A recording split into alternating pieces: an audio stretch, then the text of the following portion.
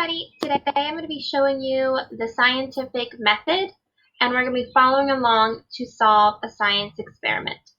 To follow along with me, all you need is a piece of paper and a pencil, and then as we go through, I'm going to show you the materials you're going to need, and we are going to try out this experiment together.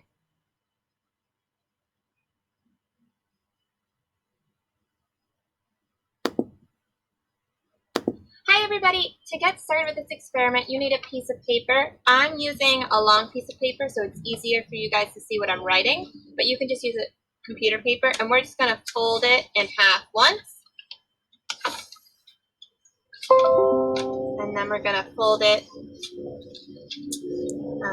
in this way and in that way, so you make a square. So when we open it up, we're going to have 6 boxes. In the first box, we're going to start with the first part of our scientific process, and we're going to start with our question. This is what we want to know, why we're doing the experiment. And my question today is, how much salt will it take to make an egg float in water? So if you want, you can either write this question or you can pause the video right now and make sure you get my question down before we move on to our hypothesis. Our next step in our scientific process is the hypothesis. This is what you think is going to happen. Think back to our unit on matter and solids, liquids, and gases. In this unit, we learned that all things have mass, meaning that they have weight. So our water, salt, and eggs all have weight, but you want to be thinking about what or how much salt would make the water heavy enough that the egg would become lighter than water. So I'm going to write down my hypothesis, and I'm going to say, I think, because we don't know for sure, it's what we think is going to happen, it will take 5 tablespoons of salt to make the egg float. One thing I want to point out with this stage of our process is I said 5 tablespoons of salt to make the egg float, but you want to make your own hypothesis. So what do you think will happen? Maybe you think it's going to take 10 tablespoons. Maybe you think it will only take 3. Right now on this section, you don't want to copy exactly what I have. You want to write what your own hypothesis down. Our next step, we're going to be writing down the materials, so you'll have a chance to gather those and do the experiment along with me.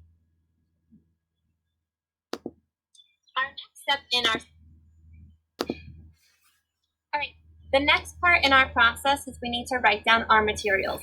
So for this project, you're going to need about 2 cups of water, an egg, salt, and you're going to need a tablespoon. So we're going to write that down on our chart. So I'm just going to write my section as materials, and I'm going to write them in a list. So 2 cups of water, 1 egg, salt, and a tablespoon. All right, we are almost ready to get started with the experiment. Our next section is our procedure. So again, if you want to do this experiment along with me, pause the video here and make sure you go grab your water, egg, salt, and tablespoon so we can discover together how many tablespoons it will take to make the egg float in water.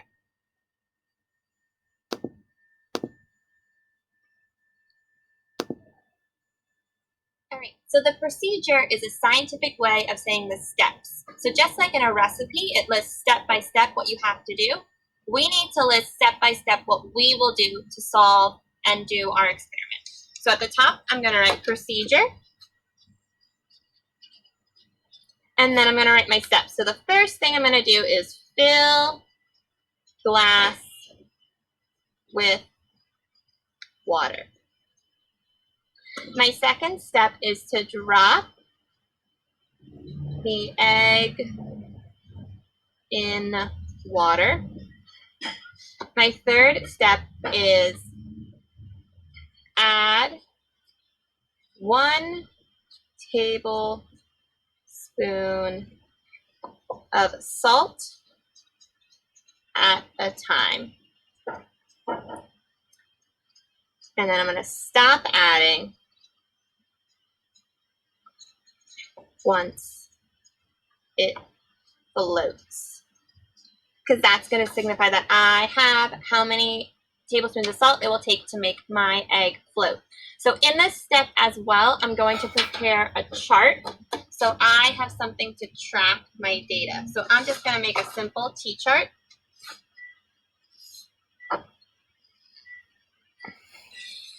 And I'm going to write tablespoons. And then over here, I'm just going to put an X or a check and write float. So that means as I add each tablespoon, I'll either check no if it still is sunk to the bottom, or check yes if it floats. Let's go 5. Oh, there's 4. And we'll start with 6, and we'll see if we need to go further than that.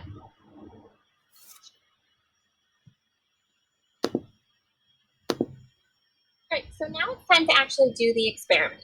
So with my 2 cups of water, you want to do it in a clear glass so you can check on the egg.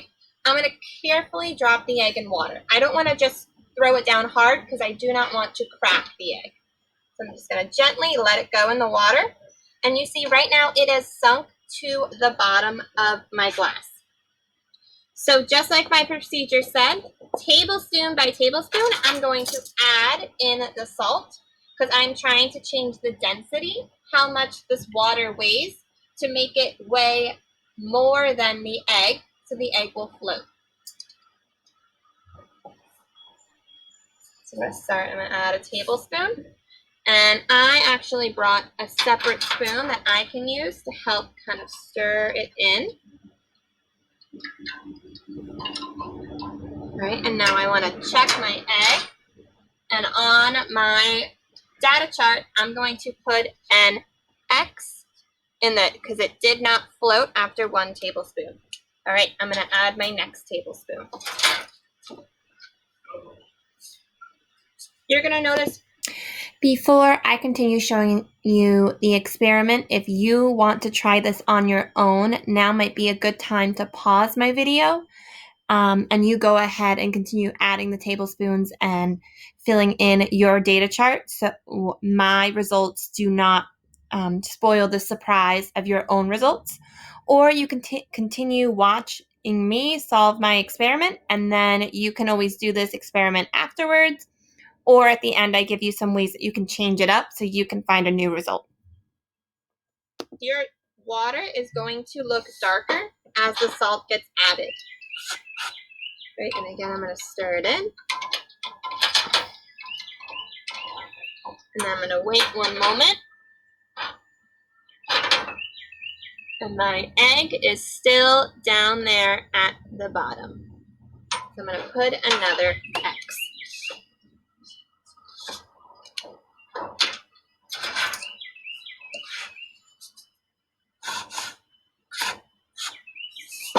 Okay, adding my next tablespoon. I'm going to stir it in. I'm going to wait 1 minute. And if you come, I'm going to push it over. If you see, it is still down there at the bottom. So again, I'm going to add another X. All right.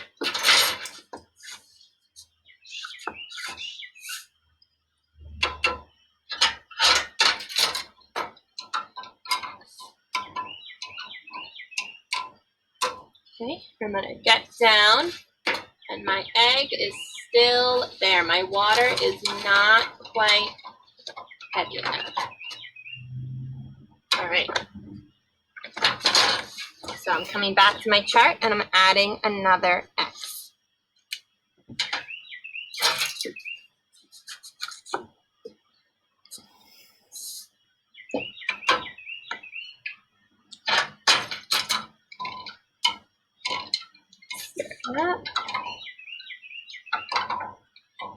Now we're going to wait. We now have currently 5 teaspoons of water, and if you come look closely, you're going to see my egg is now spinning at the top.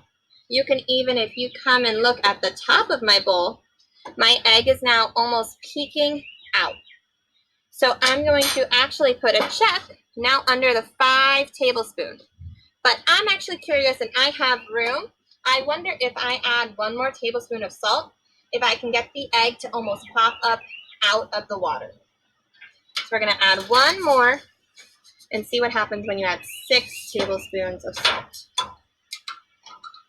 See if it changes. Let's wait and see. It's definitely beginning to come out more, and so I'm going to put a check again. I've run out of room, but if you want to try on your own chart to see if you can almost push the egg so it's coming up halfway out. All right, so that's the end of our procedure. Our very last step is our results and conclusion. So our last step in our scientific process is recording our results. So I'm going to write a conclusion, and there's 2 things I want to write in my conclusion. I want to say what happened in the experiment, and if or if not my hypothesis was correct. So I'm going to write, it took, and I go back to my chart, it took 5 tablespoons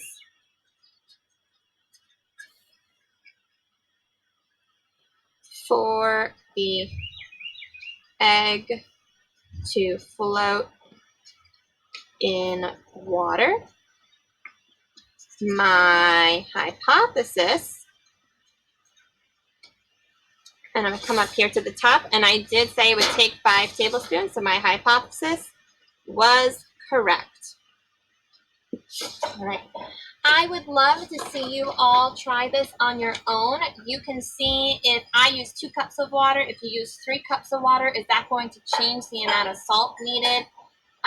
Same thing as maybe different salts, or I wonder if you added sugar, would sugar actually make it float? Different things, try them out, and then if you do try it out, you can drop a video in the Flipgrid. We're done. One thing I want to point out before we go is that my hypothesis ended up being correct, but that was completely just lucky. I took a guess. And so know that it's okay that if you get to this end of this experiment and your hypothesis is incorrect, that's totally okay. Hypotheses are not always supposed to be correct. That's why we do the experiment, to either prove it true or prove it false. It's not about getting the right answer, making your hypothesis and finding your results. It's about figuring out what is actually the answer to your question. Again, I hope you guys try this out, and I hope you have fun doing it. Thank you for watching.